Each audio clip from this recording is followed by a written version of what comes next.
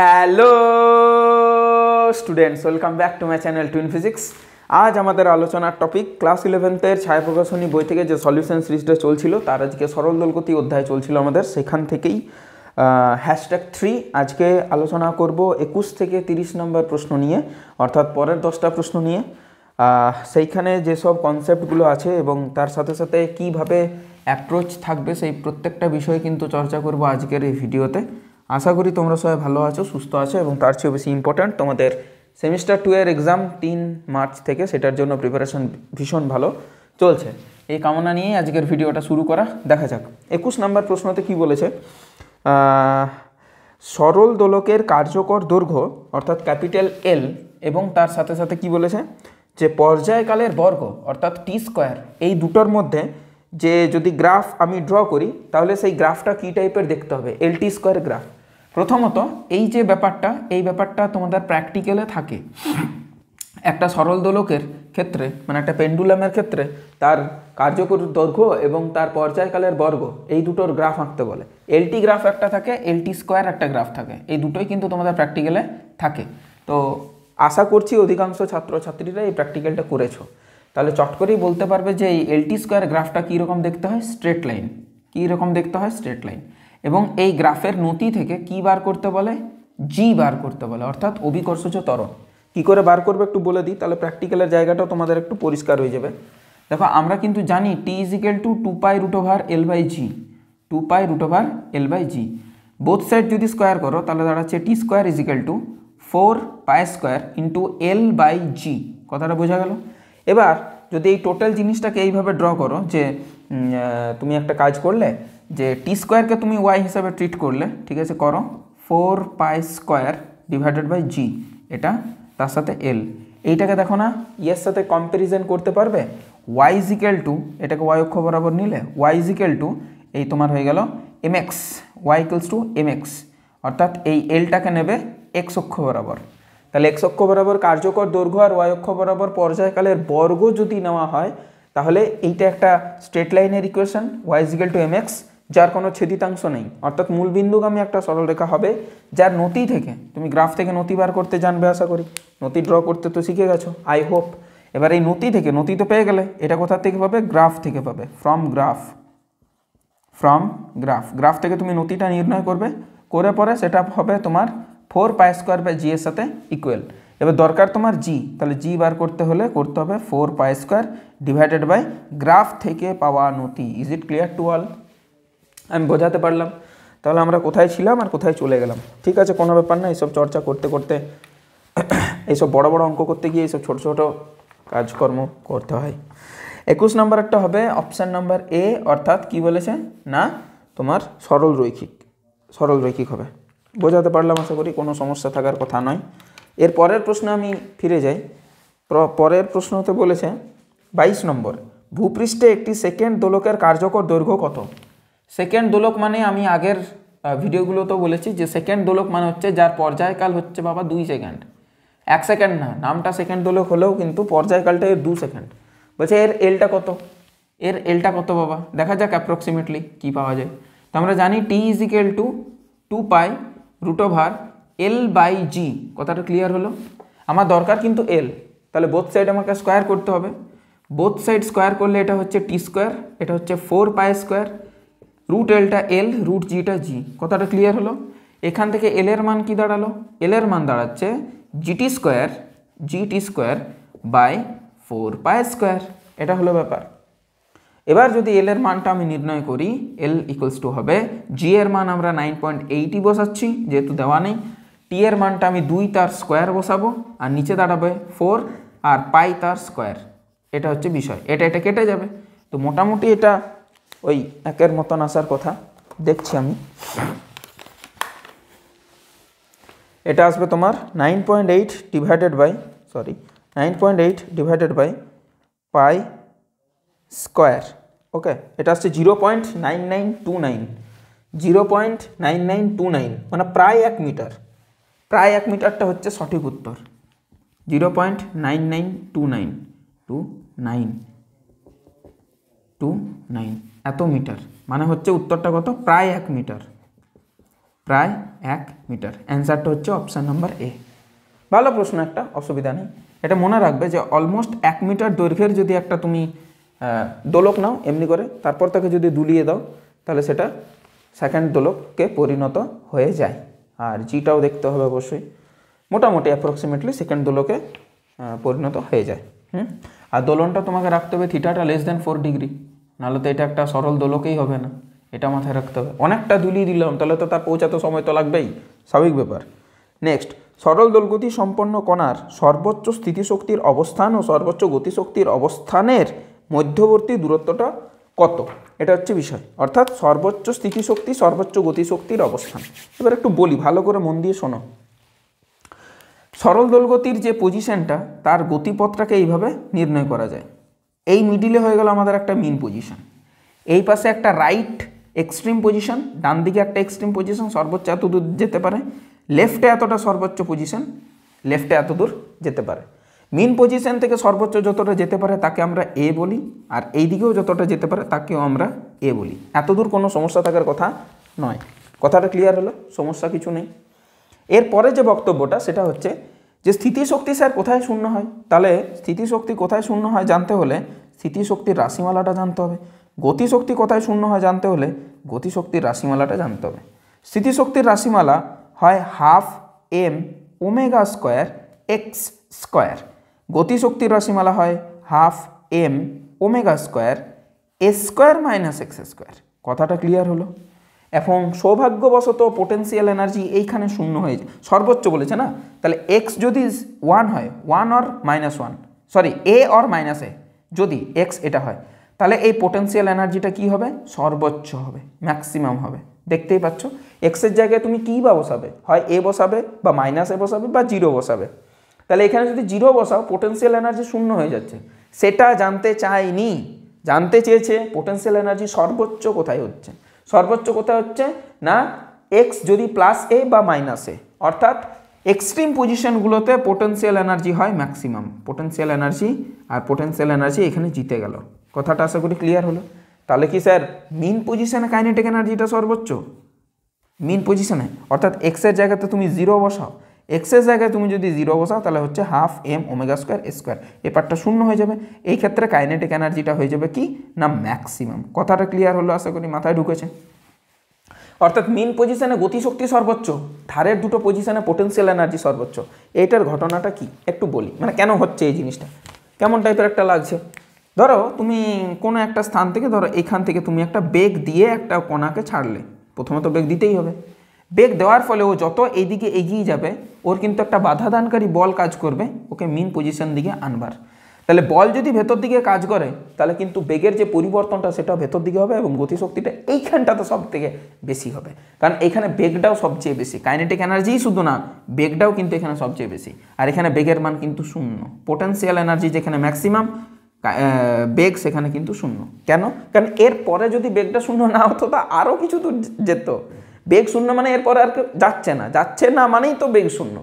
তাই extreme পজিশনসগুলোতে velocity শূন্য হয়, কিন্তু মিন পজিশনে ভেলোসিটি সর্বোচ্চ হয়। কারণ মিন পজিশন থেকে এই যে এক্সট্রিমগুলোতে যাচ্ছে, যাওয়ার জন্য শক্তির সঞ্চার কে দেবে ওকে? গতিশক্তি অর ভেলোসিটি, যেটাই বলো না কেন। তাহলে সেই গতিবেগটা যদি না থাকতো তো এক্সট্রিম পজিশনসগুলোতে পৌঁছাতেই পারতো না কোনো দিন। কথাটা ক্লিয়ার হলো? তাই মিন পজিশনে ভেলোসিটিটা তোমার কি হয়? ম্যাক্সিমাম হয়। আর দুটো রাইট এক্সট্রিম আর লেফট এক্সট্রিম পজিশনে তোমার ভেলোসিটিটা শূন্য হয়ে যায়। আশা করি বোঝাতে পারলাম। এবার বলছে যে পোটেন্সিয়াল এনার্জি যেখানে সর্বোচ্চ হয় আর কাইনেটিক এনার্জি যেখানে সর্বোচ্চ হয় তাদের মধ্যবর্তী ব্যবধান কত? তাহলে বাবা এই ব্যবধানটা কত? এই ব্যবধানটা একটু বলে দাও না কত? এই ব্যবধানটা তো স্যার এ। তাহলে আমাদের উত্তর হয়ে গেল এ, আর এটা হচ্ছে -a, ওই আর কি একই ব্যাপার। তাহলে a or -a, +- a, option number C. বোঝাতে পারলাম? জিনিসটা এইটুকু, কিন্তু বোঝাতে কিন্তু সময়টা লেগে গেল। Option number C. আশা করছি বোঝা গেছে, কোনো সমস্যা থাকার কথা না। যদি বুঝতে পেরেছো তাহলে প্রথম কাজ ভিডিওটাকে বন্ধু বান্ধবীদের মধ্যে শেয়ার করে দেওয়া। আর যদি বুঝতে না পেরে থাকো তাহলে পরবর্তী কাজটা হবে টাইমটাকে মেনশন করে আমাকে কমেন্ট করা। And I proudly say that I follow your comment. I read your comment. Oh English, যাই হোক। দেখো নেক্সট প্রশ্ন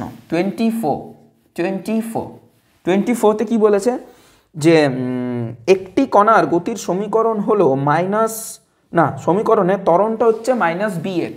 আচ্ছা, এ যেটা সেটা হচ্ছে -bx। ওকে হোক। যেখানে x হলো সাম্যাবস্থা থেকে কণাটির সরণ আর b হলো ধ্রুবক, কণাটির পর্যায়কাল কত? একে তাহলে আমরা কম্প্যারিজন করব। কার সাথে কম্প্যারিজন করা যায় বলো তো? এক তো কম্প্যারিজন করা উচিত না, বাট করতে হবে এই ক্ষেত্রে।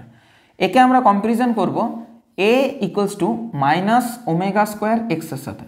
এই দুটোকে কম্প্যারিজন করলে আমরা বলতে কি পারি যে স্যার জানেন b মানে হচ্ছে ω², তাহলে আমরা বলতে পারি যে ω সমান হচ্ছে √b, আর পর্যায়কাল মানে আমরা জানি 2π/ω মানে 2π/√b। এই তো হয়ে গেল 2π/√b, অপশান নাম্বার বি। এটা পর্ষদের মক টেস্ট ছিল। বেশ, এবার হচ্ছে 25। নেক্সট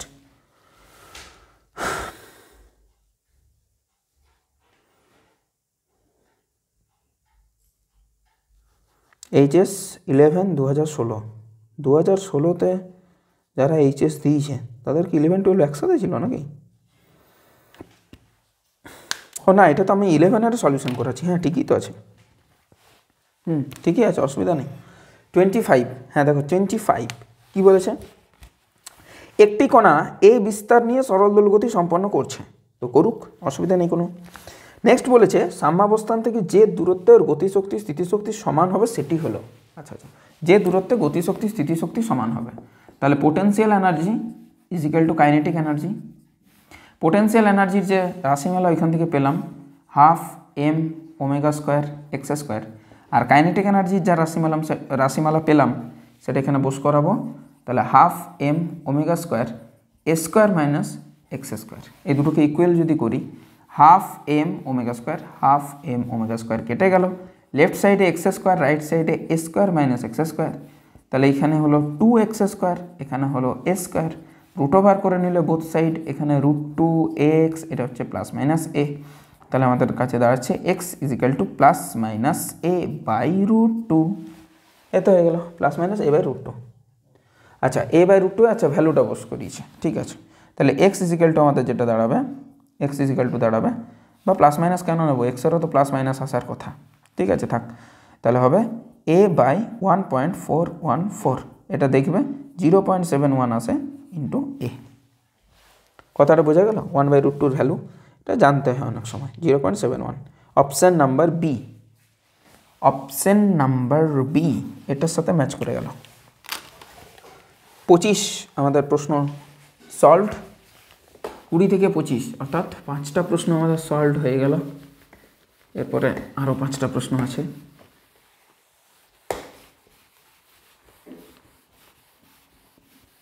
এই সবুজ আর নীল এই দুটো কালি উঠতে চায় না, বিশেষ করে আবার সবুজ, নীল কোনোটা ওঠে আবার কোনোটা ওঠে না। যাই হোক, সেসব বড় ব্যাপার না, তো বড় বড় অঙ্ক করতে গেলে ওইসব ছোটোখাটো সমস্যা আসবে। দেখো নেক্সট দেখি আমরা কি বলেছে। কোন কালিটা ইউজ করি? লালটাকে ইউজ করবো না, কালোটাকেই করি, থাক কালোটাকেই করি।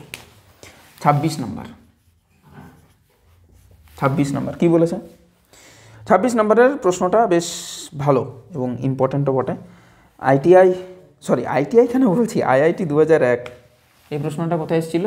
IIT 2001, ভালো প্রশ্ন। দেখো, একটি সরল দোলকের ভূপৃষ্ঠে দোলনকাল T1, ভূপৃষ্ঠ থেকে r উচ্চতায় দোলনকাল T2। আচ্ছা, পৃথিবীর ব্যাসার্ধটা হচ্ছে r, তাহলে T2/T1 এর মান কত? T2/T1 এর মান নির্ণয় করতে বলেছে। T2টা হচ্ছে সেইখানে, মানে T1 যদি আমি বলি, T1টা হবে 2π√L/g, G1 ধরছি, ভূপৃষ্ঠে হচ্ছে G1। আর উচ্চতায় যাওয়ার পরে যদি পর্যায়কালটা হয়ে যায় T2, আর উচ্চতায় পৌঁছানোর পরে, তাহলে সেটা হচ্ছে 2π√L/g2, আর উচ্চতাতে পৌঁছে। এবারে আর উচ্চতায় অভিকর্ষজ ত্বরণ কত হয়? উচ্চতা সূত্রটা লাগাবো আমরা মহাকর্ষ থেকে। আর উচ্চতায় অভিকর্ষজ ত্বরণ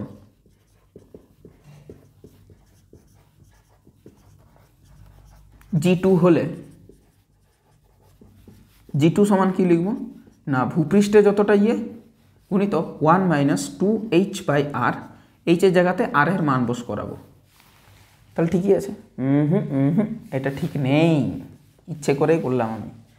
ওই জন্য বলেছিলাম যে এই যে ফর্মুলাটা উচ্চতার g' = g × 1 - 2h/r, মহাকর্ষের ভিডিওগুলো যদি দেখো বুঝতে পারবে। এটা তখন সম্ভব যখন এইচটা আর এর চেয়ে অনেক ছোট, বাট ফর দিস পারপাস এইচটা এখানে আর এর সাথে সমান। ছোট কি করে হলো? এই সূত্রটা কার্যকরী হবে না, এটা তো সিম্পলিফাইড ভার্সন। কমন যেটা নর্মাল 1 + h/r তার হোল স্কোয়ার, এই জিনিসটা কাজে লাগবে। এইটাই তো ওইটা হয় রে বাবা, বাইনোমিয়াল থিওরাম অ্যাপ্লাই করে পরে, দ্বিপদ উপপাদ্য অ্যাপ্লাই করে পরে।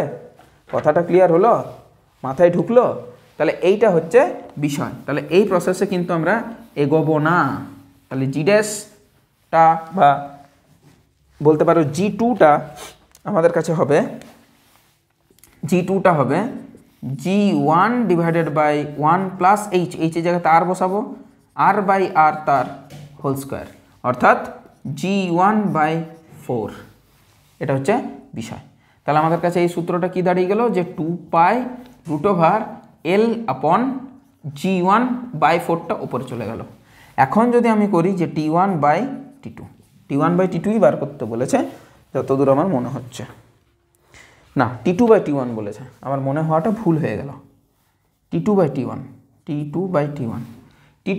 যেটা হবে বুঝতে পারছো, 2π তো কেটে যাবে, রুটেল কেটে যাবে জি এর সাথে, √এর সাথে ব্যস্তানুপাতি। তাহলে ওপরে হবে 1, নিচে হবে 2। তাহলে √g1কে g1 রাখলাম, g2টোকে করে দিলাম g1/4। এটা হলো, এটা কেটে গেল, √g মানে হচ্ছে 2।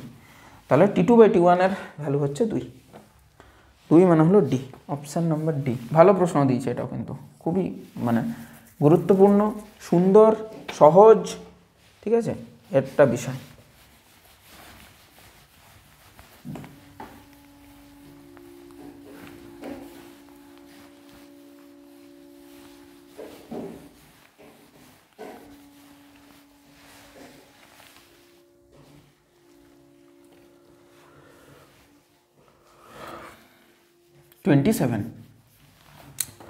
টোয়েন্টি সেভেন কি বলেছে? এটাও AIEEE all India engineering entrance examination, যেটা JEE মেনের আগে নাম ছিল। তো এটার থেকে আছে প্রশ্নটা, কত 2011। দেখো কি বলেছে, দুটি বস্তুকণা একই বিস্তার a আর একই কম্পাঙ্ক ওমেগা সহ x অক্ষ বরাবর সরল দোলগতি সম্পন্ন করছে। তাহলে ধরো যে এইভাবে আমি একটা দোলক নিয়ে নিলাম, এটা একটা, দুটোর যে ইয়েটা সেম আছে, কিন্তু এর থেকে বেশি যেতে পারবে না, আর এই পাশেও সেম আছে, এর থেকে বেশি যেতে পারবে না। আরেকটা যে দোলক আছে অ্যাকচুয়ালি, এরও সেম, বিস্তারটা সেম আছে। এই দুটোর মিন পজিশনের মধ্যবর্তী যে দূরত্বটা দেখো সেটা দিয়ে দিয়েছে, মিন পজিশনের মধ্যে যে দূরত্বটা সেটা হচ্ছে x0, এটা দিয়ে দিয়েছে। একটা কথা প্রথমে আগে আমাকে বলো, যে বিস্তার পেতে গেলে কি করতে হয়? এই জিনিসটাকে লিখবো তাহলে ক্লিয়ার হবে। বিস্তার পেতে গেলে কি করতে হয়? সর্বোচ্চ যতটা যেতে পারে মাইনাস মিন পজিশন।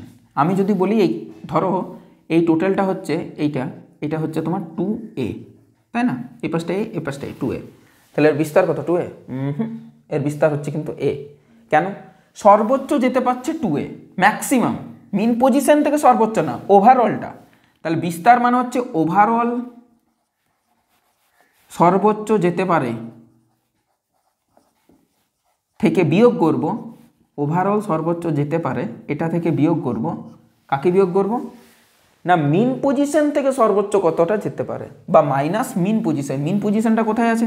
তুমি স্টার্টিং পয়েন্টটা এখানে করেছো, কিন্তু তবেই তো এটা 2a হলো। এখান থেকে স্টার্টিং পজিশন করেছো, এটা 2a। সেই স্টার্টিং পজিশন থেকে মিন পজিশনটাকে বিয়োগ দিয়ে দেবে। ওভারঅল সর্বোচ্চ যেতে পারে মাইনাস মিন পজিশনের দূরত্ব, মিন পজিশন এর দূরত্ব। এটার সাথে কোনো কি কেউ আপত্তি আছে? ওভারঅল যেতে পারে 2a, মিন পজিশনের দূরত্ব a, তাই এর বিস্তার হয়ে গেল a। এইভাবে নির্ণয় করলেও করতে পারি, কোনো আপত্তি নেই। এইটাকে বাবা আমাদের কাজে লাগবে, এই জিনিসটাকে। এটাকে মুছবো না, অঙ্কটা না সলভ করা অবধি এই জিনিসটা কাজে লাগবে আমার, যে বিস্তার পার করার নিয়মটা অ্যাটলিস্ট কি করে বুঝছি এটা বিস্তার, এটা হচ্ছে বিষয়, এটা কাজে লাগবে অঙ্কটাতে। এইবার শোনো, ধরছি যে এর যে ইয়েটা ইকুয়েশনটা সেটা হচ্ছে x1 = a তো নিতেই হবে, আর sign omega t plus phi 1, কোনো আপত্তি নেই। কথাটা ক্লিয়ার হলো? এর ধরছি x2 = a sine omega t plus phi 2, কোনো আপত্তি থাকার কথা নয়। দুটোরই ইকুয়েশন আমি ধরে নিলাম। এবার যদি আমি বলি যে, বা দুটোর ইকুয়েশন না ধরে আর একটা কাজ করলেও হতো, এই x2 এর জায়গাতে আমি একটা জিনিস বসাতেই পারি, সেটা হচ্ছে x1 অবধি গেছে, x2 মানে এর যে সরণটা সেটা কত হবে, x1 অবধি গেছে, x1টা মানে এর যাওয়াটা যুক্ত x ড্যাশটা, কারণ এদের দুটোর মিন পজিশনের মধ্যে পার্থক্যটা কত না x ড্যাশ, দুটো মিন পজিশনের মধ্যে পার্থক্য x ড্যাশ। তাহলে আমি যদি বলি যে ও x1 এত দূর গেছে, তারপরে যে পার্থক্যটা ওটা যোগ করলেই তো এটা, আমার প্রাপ্ত নম্বর তোমার প্রাপ্ত নম্বরের থেকে 10 বেশি। কথাটা ক্লিয়ার হলো? বা আমার দুজনেদের প্রাপ্ত নম্বরের পার্থক্যটা হচ্ছে 10, তোমার পার্থক্য যদি কম হয়, বলে দিয়েছি মানে একটাকে x1 ধরেছি বাম পাশাটা, অসুবিধা নেই, ডিফারেন্সটা হচ্ছে 10। এবার বলে দিয়েছে যে সুদীপ্ত বেশি পেয়েছে, অর্থাৎ আমি বেশি পেয়েছি। তাহলে আমি যদি বেশি পাই তাহলে তোমারটা কত? আমি বেশি পেয়েছি এবং আমার প্রাপ্ত নম্বরটা সেটা হচ্ছে, যদি x হয় তোমার নম্বরটা x-10 হয়ে গেল না, অসুবিধা কোথায়? এটা হলো ব্যাপার। তাহলে এই x2টা বড় বা x1টা বড়, কেউ একটা বড়, x2টা বড়, যেহেতু আমি ওটাকে রাইট সাইডে নিয়েছি, অসুবিধা কিছু ব্যাপার নেই। তাহলে আমি যদি বলি এখনই যে x2 থেকে যদি x1কে বিয়োগ দিই তাহলে কিন্তু বাবা x0 পাবো। Is it clear to all? কথাটা বোঝাতে পারলাম? কোনো সমস্যা থাকার কথা নয়। এবার যদি আমি এখানটাতে সলভ করার চেষ্টা করি, যে x2 এর মান বসাবো a sine omega t plus phi 2 minus a sine omega t plus phi 1 = x0। এটা হচ্ছে বিষয়বস্তু। কথাটা ক্লিয়ার হলো আশা করি, কোনো সমস্যা থাকার কথা নয়। যাই তারপরে আবার এই প্রসেসটাতেই আশা করছি অঙ্কটা হয়ে যাবে। যদি কোথাও গণ্ডগোল হয় তখন অন্য একটা প্রসেস দেখব বা অন্যভাবে ভাববার চেষ্টা করব, দেখা যাক।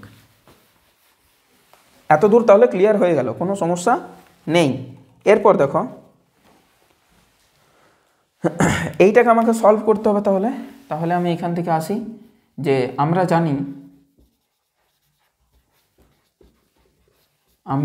জানি যে sine C plus sine D = হয় 2 sine C minus D by 2, তারপর হচ্ছে cos C plus D by 2। এটা হয় সূত্রটা। যদি ইয়ে না হয়, গোলমাল হচ্ছে যদি, তাহলে তুমি বসাতে পারো। দেখো বসিয়েও দেখতে পারো, ক্রস চেক করছি।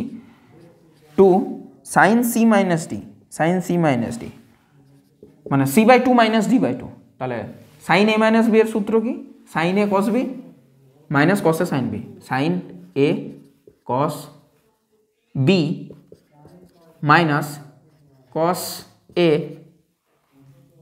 Sign B. এটা হলো ব্যাপার। হলো, এটার সাথে আবার গুণ আছে এটার সাথে আবার গুণ আছে এই ভদ্রলোক। এ হবে কস সি না কস এ কস বি মাইনাস সাইন এ সাইন বি। এটা হলো বক্তব্য।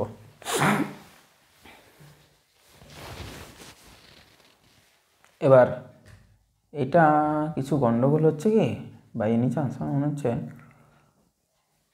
তা কোথাও কি হবে কি সায়েন্সে, এইটা যদি না কাটে তাহলে তো মুশকিল।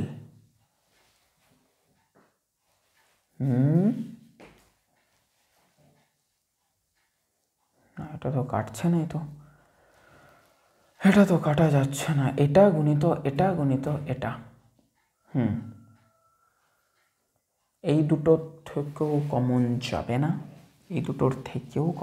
না, তাহলে কি গুণ করতে হবে আমাকে? এটা ছাড়া আর কোনো উপায় নেই নাকি? তাহলে একটা কাজ করা যেতে পারে,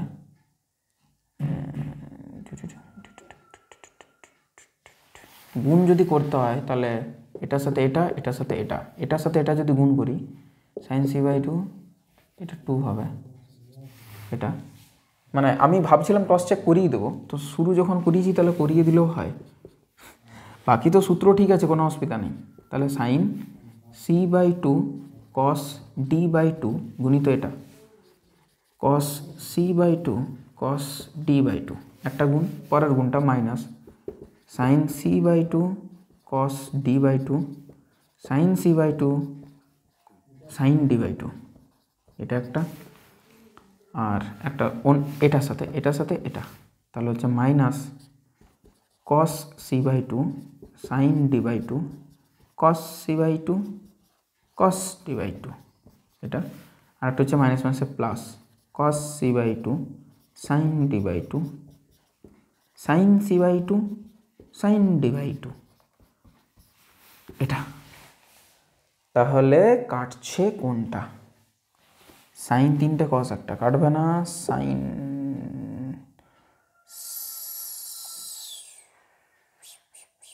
কস C by two cos D by two আছে, নেই, কাটবে না। তাহলে কস সি বাই টু শুরুর পার্টটা তো সেম হবে, একের সাথে 2, এর সাথে 2 3 cos C by two sine D by two sine, না কোনোটাই কাটছে না, মুশকিল, ভীষণ মুশকিল। এইটাকে অ্যাকচুয়ালি গোলমালটা যেটা হচ্ছে সেটা হচ্ছে প্রুফটা ঠিক মাথায় আসছে না আমার। প্রুফটা করা যাবে, টাইম টেকিং ব্যাপার ছাড়ো, এটা অঙ্কর একটা ব্যাপার, অ্যাকচুয়ালি বিষয়টা এরকমই দাঁড়িয়ে যাচ্ছে। আচ্ছা ঠিক আছে, বাদ দাও, আমরা অঙ্ক নিয়ে আমাদের কাজ ফিজিক্সের সেটাই করি। এটা প্রুফটা হলো না, অ্যাকচুয়ালি হয়ে যাবে, একটু টাইম টেকিং বিষয়। অ্যাকচুয়ালি হয় না ওই যে sine C plus D plus sine, এইটা করলে ওইটা হয় 2 ইন্টু এই ফরম্যাটটা হয়, মানে যোগ থেকে ভাগ গুণের সূত্র, যোগ থেকে গুণের সূত্র। সাইন সি মাইনাস ডি, ঠিক আছে, বোঝাতে পারলাম? এইটা ঠিক আছে, বাদ দাও তো, ছাড়ো, মাথা খারাপ করে লাভ নেই, তা তোমরা অঙ্কতে শিখেছ, অসুবিধা হওয়ার কথা না। দেখো নেক্সট দেখো, তাহলে 2 ইন্টু আমাদের কাছে দাঁড়াচ্ছে 2 ইন্টু এ কমন ছিল, এখানে এক লাইন করা যেতে পারে, এটাকে যদি আমি কমন নিই তাহলে এখান থেকে হচ্ছে sign omega t plus 5/2 minus sine omega t plus 5/1 equals to x0। তাহলে আমাদের কাছে কি দাঁড়াচ্ছে x0টা আমাদের কাছে দাঁড়াবে, x0টা দাঁড়াবে 2, মানে 2a হয়ে যাবে, 2a সাইন এলো সি মাইনাস ডি বাই 2, এটা মাইনাস এটা বাই 2, এটা মাইনাস এটা হলে ওমেগা টি পার্টটা ক্যান্সেল, আর 5/2 মাইনাস 5/1 হোল ডিভাইডেড বাই 2, তার সাথে একটা কস পার্ট আছে, দুটোর যোগ, তার মানে হচ্ছে omega t plus 5/1 plus 5/2 whole divided by 2, তাহলে এখানে 2 দিয়ে দাও, 2 ওমেগা দিয়ে দাও, কথাটা ক্লিয়ার হলো আশা করি, ঠিক আছে। তাহলে ওমেগা টি এর যে পার্টটা আছে এইটা আমাদের কিন্তু হয়ে যাবে কম্পনের পার্টটা, আর এই টোটালটা কিন্তু আমাদের হয়ে যাবে কি বিস্তার, এই টোটালটা হয়ে যাবে আমাদের ক্ষেত্রে বিস্তার। কথাটা ক্লিয়ার হলো, আশা করি কোনো আপত্তি নেই, আশা করি কোনো সমস্যা থাকার কথা না। এবার বিষয়টা দাঁড়াচ্ছে এই যে বিস্তারটা পেলে, এটা কার বিস্তারটা পেলে না লব্ধি তরঙ্গটার, এটার একটা তরঙ্গ এটার একটা তরঙ্গ, দুটো তরঙ্গকে আমি বিয়োগ করেছি, বিয়োগ করার পরে আমি একটা লব্ধি বিস্তার পেয়েছি। এই যে লব্ধি বিস্তার, আগেই বলেছি বিস্তার পাওয়ার সূত্র কি, সর্বোচ্চ যত দূর যেতে পারে মাইনাস মেইন পজিশনের দূরত্ব। দেখো সর্বোচ্চ যেতে পারে এখানে প্রশ্নে দেওয়া আছে, যদি তোমরা লক্ষ্য করো ভালো করে প্রশ্নটা, যে যদি দুটি বস্তুর মধ্যে সর্বাধিক ব্যবধানটা হচ্ছে x0 প্লাস a, এটা ওর সর্বাধিক ব্যবধান, মাইনাস মেইন পজিশন কোথায় ছিল বাবা x0, তাহলে কেটে ফুটে কত হলো a, তাহলে লব্ধি বিস্তারটা এর সাথে সমান হওয়ার কথা 2a sign phi2 minus phi1 by 2 সমান হওয়ার কথা a, only a। Is it clear to all? বোঝা গেল? তাহলে sign phi2 minus phi1 by 2 এটা হয়ে যাবে হাফ, হাফ মানে হচ্ছে সাইন পাই বাই 6, মানে 30 ডিগ্রি, অ্যাকচুয়ালি কথাটা বোঝাতে পারলাম, সাইন 30 ডিগ্রিতে হাফ হয়, তাহলে আমরা বলতেই পারি যে phi two minus phi one by two is equal to pi by six, এটা কেটে গেল 3, তাহলে phi two minus phi one এটা হয়ে গেল পাই বাই 3 অর্থাৎ 60 ডিগ্রি। এই যে লব্ধি বিস্তারটা আমরা যেটা পেলাম, এটা একটা লব্ধি তরঙ্গ পেয়ে গেলাম। দুটোর মধ্যে যদি আমি বিযুক্ত করি, বিযুক্ত করার পর আমি একটা লব্ধি বিস্তার পেয়ে গেলাম, ঠিক। তাহলে সেই লব্ধি বিস্তারটা কত হবে না, লব্ধি বিস্তারটা হবে মানে মূল যতটা সর্বোচ্চ বিস্তার থেকে বিয়োগ করতে হবে তোমাকে মিন পজিশন। এটা তো আমি আগেই বলে দিয়েছি, বক্স করে দিয়েছি পুরো। আশা করছি এখানেও কোনো সমস্যা থাকার কথা নয়। এর পরেরটাও কিন্তু ভয়ঙ্কর একটা প্রশ্ন, ভয়ঙ্কর বলতে ইন দ্যাট সেন্স যে ইম্পর্ট্যান্ট, ভয় খাওয়াচ্ছি না। এটা ক্লিয়ার হয়েছে, আমি বেরিয়ে গেলাম। এটাতে সময় লাগারই কথা, মোটামুটি 30 মিনিটস তো ক্রস হবেই। এই 26, 27, 28 এই 3টে প্রশ্ন কিন্তু ইম্পর্টেন্ট, বড়, কিন্তু সহজ, অসুবিধা না, কঠিন বলা যাবে না, ঠিকই আছে ওভারঅল। স্যার আপনার জন্য তো সহজ লাগবেই, না না আমার জন্য বলে না, মোটামুটি একটা কনসেপচুয়াল প্রশ্ন এবং যেটা অল ইন্ডিয়া লেভেলের একটা এক্সামে এসেছে, একটু নিজের লেভেলটাকে না রাখলে কি চলে বলো? ঠিকই আছে, অসুবিধা নেই কিছু। নেক্সট দেখো 26 না 27ও করে দিলাম, 28 দেখো একটা ইয়ে দিয়েছে, একটা ছবি দিয়েছে। এইভাবে একটা আলম্ব আছে দৃঢ় বস্তু, এটা হচ্ছে ভূমি। এখান থেকে প্রথমে একটা চুম্বক বলছি, স্প্রিং আছে, দেন কিছু দূর যাওয়ার পরে এইভাবে, দেন আর একটা স্প্রিং আছে, দেন তার সাথে একটা ব্লক কানেক্টেড আছে। এটা হচ্ছে বিষয়।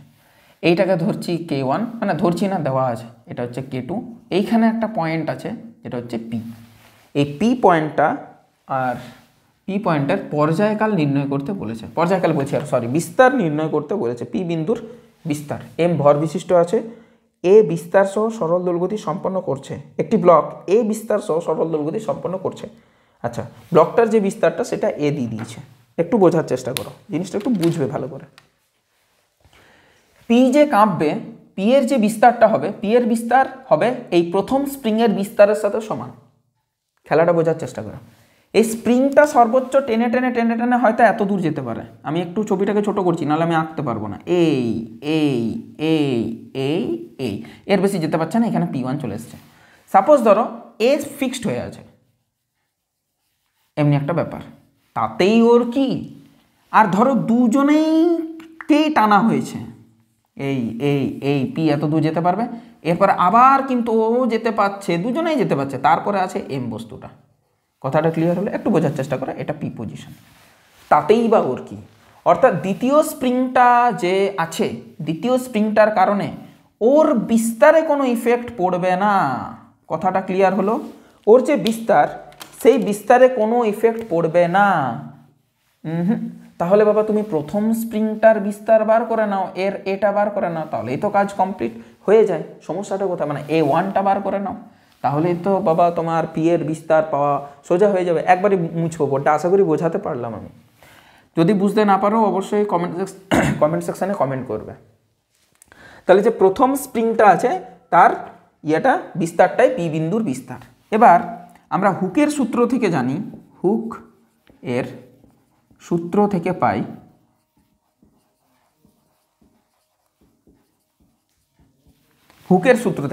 কি পাচ্ছি না, দেখো বাবা এখানে ফোর্স কিন্তু কনস্ট্যান্ট, এর জন্য যা ফোর্স কাজ করছে ওর জন্য তাই ফোর্স কাজ করছে।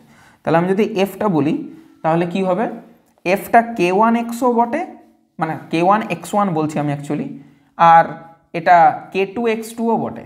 এ কিছু পরিমাণ বিস্তার লাভ করবে, ও কিছু পরিমাণ বিস্তার লাভ করবে। এর বিস্তারটাকে ধরেছি আমি x1, ওর যে বিস্তারটা লাভ করবে সেটাকে ধরেছি x2। বিস্তার লাভ করা মানে হচ্ছে মেন পজিশন থেকে স্প্রিংটা কত দূর দূরে চলে গেল, তাকে তো x দিয়ে আমরা চিহ্নিত করি, তাই করেছি। x1টাই বাবা A1, দুশ্চিন্তার কিছু নেই। এই x1টাই পি বিন্দুর বিস্তার, ডোন্ট ওয়ারি। আবার কি করব না, প্লাস কেন দেবো, দূর বাবা, সমান। এর দিকে যত ফোর্স কাজ করছে ওটার উপরও ততই ফোর্স কাজ করছে, because they are connected in series, not parallel. Parallelly connect করা হয়নি, প্যারালালি কানেক্ট করলে এক্সটা সেম হয়, এখানে এক্সগুলো সেম না, এফটা সেম, এটা সিরিজে কানেক্টেড করা আছে। বেশ, একটাই তো মাস কাজ করছে বাবা, ঠিক আছে। এরপর আমরা কি করতে পারি, যদি আমি তাই বলি যে জানিস K1x1 সমান হচ্ছে K2x2, এখান থেকে তুমি একটা কাজ করলে, এখান থেকে তুমি যেটা করলে সেটা হচ্ছে x1 আমাদের দরকার না, তাহলে x1কে যদি দরকার পড়ে x2কে তুলতে হবে, x2 কে যদি অপনয়ন করি তাহলে x2 এর ভ্যালু তো জানা চাই, x2 এর ভ্যালু এখানে পুট করছি, কে মানে বার করছি, পুট কে করবো জানি তো না, k1 x1 বাই k2।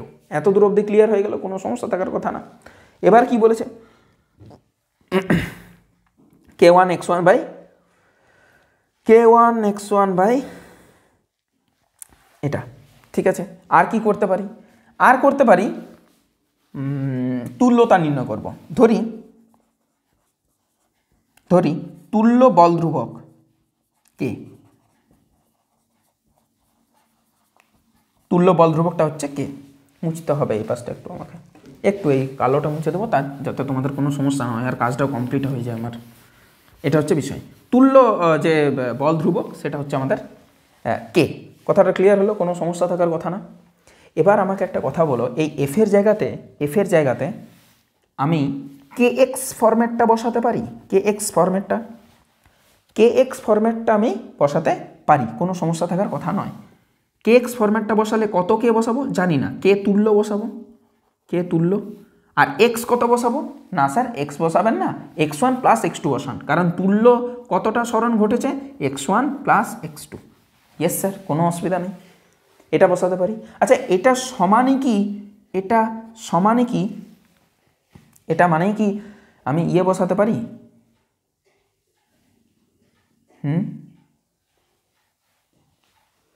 কে তুল্য, এটা হলো ব্যাপার।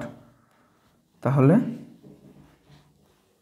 এটা মানে আমি বসিয়ে দিতে পারি k1 x1, আবার এটা মানে হচ্ছে k2 x2, সবটাই বসাতে পারি, কোনো আপত্তি থাকার কথা না। তো k1 x1টা আমি বসাচ্ছি, না হয় ওই পার্টটা আমি বসাচ্ছি না, ছেড়ে দাও, বাদ দাও, k1 x1ই বসাচ্ছি। এবার আমাকে একটা কথা বলো যে এই কে তুল্যর মান কত আসছে, কে তুল্যর মান, তাহলে কে তুল্যটা কত আসছে, কে তুল্য গুণিত, এই জিনিসটা একটু লক্ষ্য করবে। এটা একটা কথা মিস্টেক হচ্ছে মনে হচ্ছে, একটা কথা মিস্টেক হচ্ছে বলে মনে হচ্ছে আমার। কে সমান হচ্ছে x1, এটা হলো তো,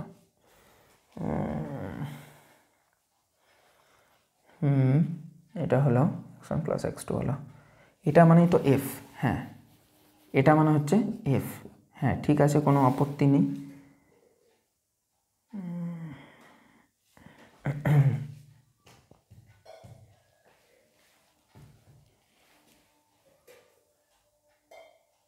x1 এর জায়গাতে যদি ভ্যালু বসাই f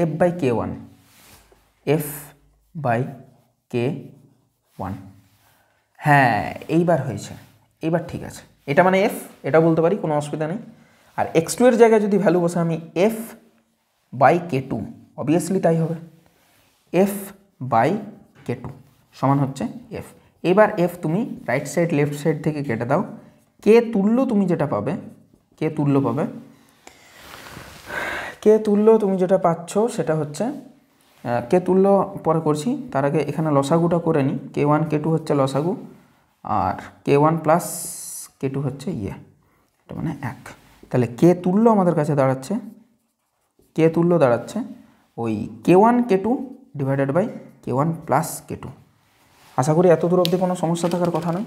এটা হচ্ছে তুল্য কে, ক্লিয়ার হয়েছে?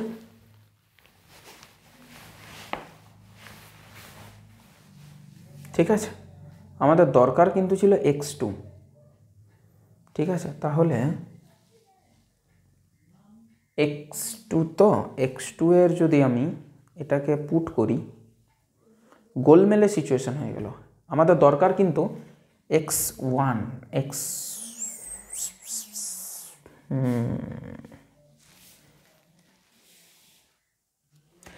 প্লাস x2 মানে কিন্তু x1 প্লাস x2 মানে কিন্তু বাবা a, এটাও মাথায় রাখতে হবে, ঠিক আছে। আচ্ছা দলন সম্পন্ন করছে, পি বিন্দুর বিস্তার হলো, পি বিন্দুর বিস্তার মানে হচ্ছে x1 নির্ণয় করব আমরা, কখন করব আমরা নির্ণয়, এটাও ঠিক।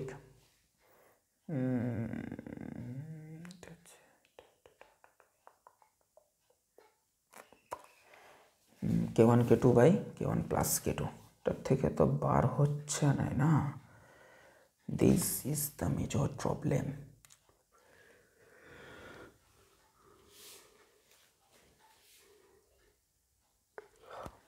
X1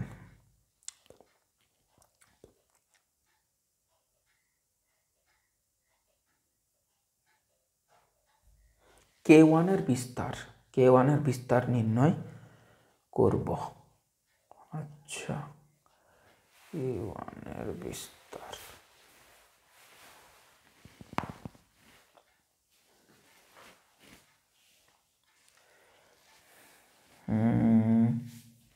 ওটা হলো x2, তো এটা ব্যাপার একটু হচ্ছে। আচ্ছা, বোর্ডটা মুছতেই হবে মনে হচ্ছে, ভিডিওটা বেড়ে যাচ্ছে, মাথায় আসছে না কিছু। স্কিপ তো করবো না, এটা F1 F2 তুল্য বল ধ্রুবক হচ্ছে এটা। তাহলে আমাদের দরকার পি বিন্দুর বিস্তারটা নির্ণয় করা। আচ্ছা, এইবার কে তুল্য, আচ্ছা এফ সমান মানে তো এটাই তো। দেখি তো মনে হচ্ছে পেয়ে গেছি। এই পাশটা একটু মুছে দিই, এখানটা আমার দরকার নেই। মনে হচ্ছে পেয়ে গেছি। Eureka force. যাই হোক, দেখো তো এটা একটু কালো পেনটা হচ্ছে নাল্লাকি, কালোতেই করবো। আচ্ছা, K1 X1 মানে K2 X2 তো? হ্যাঁ স্যার। আবার K1 X1 মানে এফও তো বটে। K1 X1 মানে এফটাও তো ঠিক। আবার এফ মানে আমরা বলতে পারি যে কে তুল্য গুণিত X1 প্লাস X2। ওকে, এইবার যদি আমার X1 দরকার পড়ে, তাহলে K1টা ওই পাশে হয়ে যাবে ডিভাইডেড বাই, না এটা না। আচ্ছা, এখান থেকে আমি যদি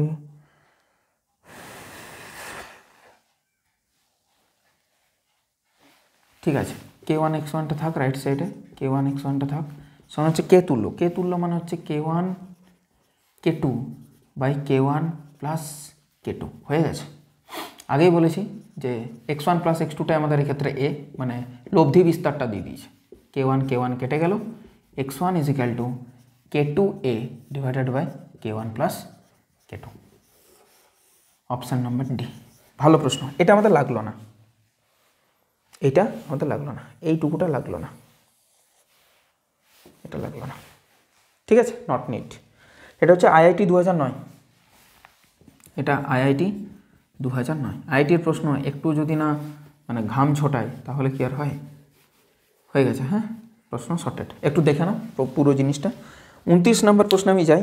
29 নম্বর প্রশ্ন বলছে, দুটি অভিন্ন স্প্রিংকে চিত্রে এমনভাবে দেখানো হয়েছে যে একটি ভর এম এর সাথে যুক্ত করা হলো। পর্যায়কাল সংগঠন এ মানে ফার্স্ট যেটাতে শ্রেণী সমবায় আছে, তার পর্যায়কাল যদি 2 সেকেন্ড হয়, তাহলে বি এর পর্যায়কাল কত? ঠিক আছে, কে হচ্ছে স্প্রিং ধ্রুবক, প্রত্যেকেরই কি আছে। তো আমি সিরিজের ক্ষেত্রে কি হয় দেখিয়ে দিলাম, কে তুল্যটা বার করে। আমি কেন করলাম যেন সলভটা, আমি ডিরেক্ট কিন্তু অ্যান্সার বসাতে পারতাম।